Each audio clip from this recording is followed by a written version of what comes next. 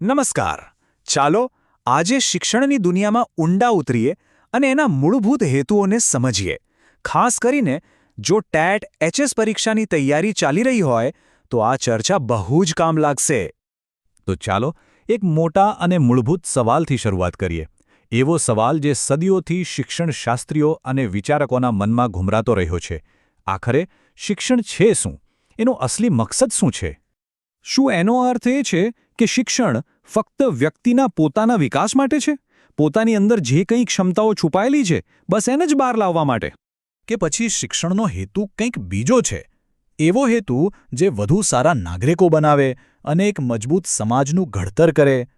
અથવા તો આ બધી મોટી મોટી વાતો બાજુ પર મૂકીએ તો શું શિક્ષણનો મતલબ ખાલી એટલો જ છે કે એક સારી નોકરી મળી જાય અને કારકિર્દી સેટ થઈ જાય? ખબર છે, આ બધા જ સવાલોનો જવાબ શિક્ષણની ફિલોસોફીમાં 3 મુખ્ય હેતુઓમાં સમાયેલો છે. અને આ જ 3 હેતુઓ એટલે કે વ્યક્તિગત, સામાજિક અને વિશિષ્ટ હેતુ આપણી આજની ચર્ચાનો રોડમેપ છે.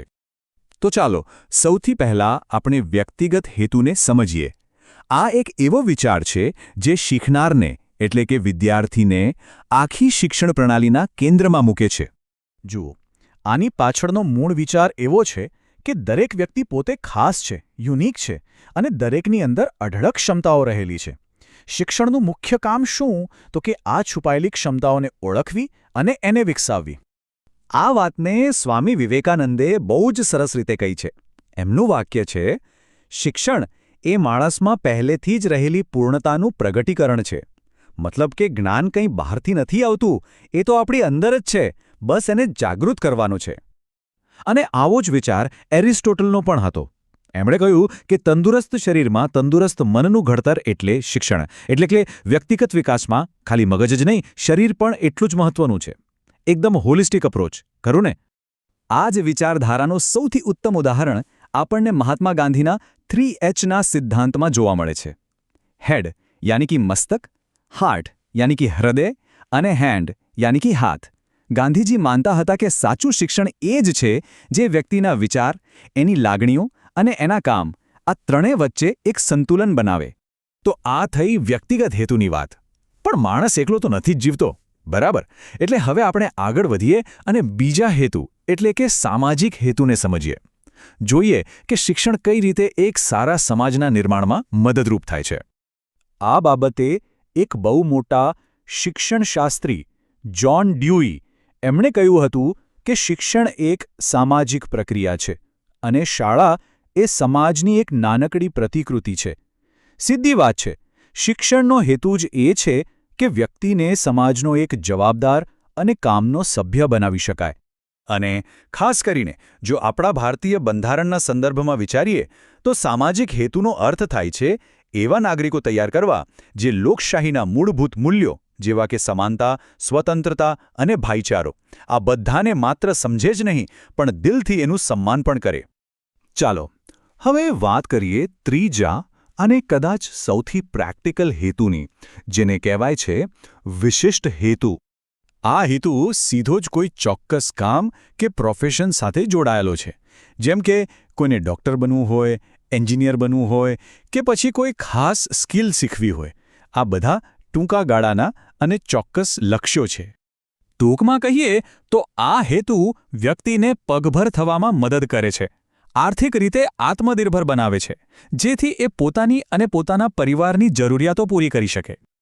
તો આપણે વ્યક્તિગત, સામાજિક અને વિશિષ્ટ આ ત્રણેય હેતુઓને અલગ અલગ સમજ્યા. હવે ચાલો આ ત્રણેયને સાથે રાખીને જોઈએ, એટલે ચિત્ર એકદમ સાફ થઈ જશે. અહીંયા જુઓ તો કેટલું સ્પષ્ટ દેખાય છે. વ્યક્તિગત હેતુનું ફોકસ છે વ્યક્તિના આંતરિક વિકાસ પર. સામાજિક હેતુનું ફોકસ છે એક સારા સમાજ અને નાગરિક પર. અને વિશિષ્ટ હેતુનું ફોકસ છે સીધું વ્યવસાયિક કૌશલ્ય અને નોકરી પર. ત્રણેયના ધ્યેય અને વિચારકો પણ અલગ અલગ છે. સારું, થિયરી તો ઘણી સમજી લીધી. હવે જરા પ્રેક્ટિકલ થઈએ. જોઈએ કે પરીક્ષામાં આમાંથી કેવા સવાલો બની શકે છે. તો આ રહ્યો પહેલો સવાલ. આપણે મહાત્મા ગાંધીના 3Hની વાત કરી, જેમાં હેડ, હાર્ટ અને હેન્ડ આવે છે. હવે પરીક્ષામાં ઘણીવાર ગૂંચવાવા માટે એક ખોટો વિકલ્પ મૂકી દેવામાં આવે છે.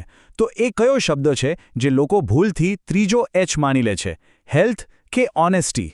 અને સાચો જવાબ છે હેલ્થ. આ ખાસ યાદ રાખવા જેવું છે. ગાંધીજીના 3H એ વિચાર, મસ્તક, ભાવના, હૃદય અને કાર્ય હાથના સંકલિત વિકાસની વાત કરે છે, નહીં કે સામાન્ય શારીરિક સ્વાસ્થ્યની. હવે બીજો સવાલ. માની લો કે કોઈ વ્યવસાયિક તાલીમ લઈ રહ્યું છે, કોઈ પ્રોફેશનલ લાયસન્સ મેળવી રહ્યું છે, તો આ કયા હેતુ હેઠળ આવશે? વિચારો, કયો હેતુ સીધો જ કારકિર્દી અને પૈસા કમાવા સાથે જોડાયેલો હતો? એકદમ સાચું વિચાર્યું. જવાબ છે વિશિષ્ટ હેતુ. કેમ કે આ હેતુ સીધો જ પ્રેક્ટિકલ, નોકરીલક્ષી, કૌશલ્યો અને લાયકાતો સાથે જોડાયેલો છે. આપણી ચર્ચાના અંતમાં ઉપનિષદનું એક મહાન વાક્ય યાદ કરીએ. સા વિદ્યા યા વિમુક્તએ. એટલે કે સાચું જ્ઞાન એ જ છે જે મુક્તિ અપાવે. અને અહીં મુક્તિનો અર્થ માત્ર આધ્યાત્મિક જ નથી, પણ અજ્ઞાનતામાંથી, સંકુચિત વિચારસરણીમાંથી અને દરેક પ્રકારના ડરમાંથી આઝાદી. અને આ છે શિક્ષણની ફિલસૂફી અને કેળવણીના હેતુઓ પરનો એક ઝડપી સારાંશ. જુઓ, તમારે ટીએટી જેવી શિક્ષક બનવાની પરીક્ષા પાસ કરવી હોય કે પછી બસ શિક્ષણનો સાચો અર્થ સમજવો હોય, આ મહાન ચિંતકોના વિચારો તમારો પાયો એકદમ મજબૂત કરી દેશે. તો પહેલું છે વ્યક્તિગત હેતુઓ. હવે તમને એમ થતું હશે કે જ્ઞાન તો બહારથી મળે છે, રાઈટ? પણ ના, સ્વામી વિવેકાનંદ બહુ જ સરસ કહે છે કે શિક્ષણ એટલે માણસમાં પહેલેથી જ રહેલી પૂર્ણતાને બહાર લાવવી. એરિસ્ટોટલ પણ એ જ માને છે કે તંદુરસ્ત શરીરમાં તંદુરસ્ત મનનું ઘડતર એટલે જ શિક્ષણ. અને હા, અહીં એક ખાસ વાત નોંધજો. ગાંધીજીના પ્રખ્યાત 3Hમાં મસ્તક એટલે કે હેડ, હૃદય એટલે હાર્ટ અને હાથ એટલે હેન્ડનો જ સમાવેશ થાય છે. લોકો મોટેભાગે આમાં હેલ્થ એટલે કે સ્વાસ્થ્યને ગણી લેવાની ભૂલ કરે છે, પણ એવું બિલકુલ નથી. બીજું, સામાજિક હેતુઓ. હવે વિચારો, આપણો આંતરિક વિકાસ તો થઈ ગયો, પણ શું આપણે એકલા શૂન્યાવકાશમાં રહી શકીએ? અરે બિલકુલ નહીં. આપણે તો સામાજિક પ્રાણી છીએ ને. પ્રખ્યાત શિક્ષણવિદ જ્હોન ડ્યુઈ બહુ જ મસ્ત ઉદાહરણ આપે છે કે જેમ કોઈ મોટી બિલ્ડિંગ બનાવતા પહેલાં તેનું નાનું મોડેલ બને, તેમ આપણી શાળા એ સમાજની જ એક નાની આવૃત્તિ છે. એમણે શિક્ષણની ત્રિધ્રુવીય પ્રક્રિયા કહી છે, જેમાં શિક્ષક અને વિદ્યાર્થી તો ખરા જ, પણ ત્રીજો સૌથી મહત્વનો ધ્રુવ છે આપણો સમાજ અને વાતાવરણ. ત્રીજું, વિશિષ્ટ હેતુઓ. ચાલો, સમાજમાં એક જવાબદાર નાગરિક તો બની ગયા, પણ રોજિંદુ જીવન ટકાવવા માટે પ્રેક્ટિકલ સ્કિલ્સ અને પૈસા કમાવાનું શું? આ હેતુઓ થોડા ટૂંકા ગાળાના હોય છે, જે સીધા તમારી વ્યવસાયિક સજ્જતા અને આર્થિક સ્વનિર્ભરતા સાથે જોડાયેલા છે. અંતે, પ્રાચીન ઋષિ યાજ્ઞવલ્ક્યના મતે માણસને ચરિત્રવાન બનાવો અને ઉપનિષદનું પેલું અદ્ભુત સૂત્ર સા વિદ્યા યા વિમુક્તે, એટલે કે વિદ્યા એ જ છે જે મુક્તિ અપાવે, એ જ શિક્ષણનું સૌથી ઉચ્ચ લક્ષ્ય છે. ટૂંકમાં કહીએ તો સાચી કેળવણી એ જ છે જે તમારી આંતરિક શક્તિઓને ખીલવે, તમને સમાજ માટે ઉપયોગી બનાવે અને સાથે જ વ્યવસાયિક રીતે આર્થિક પગભર પણ કરી દે.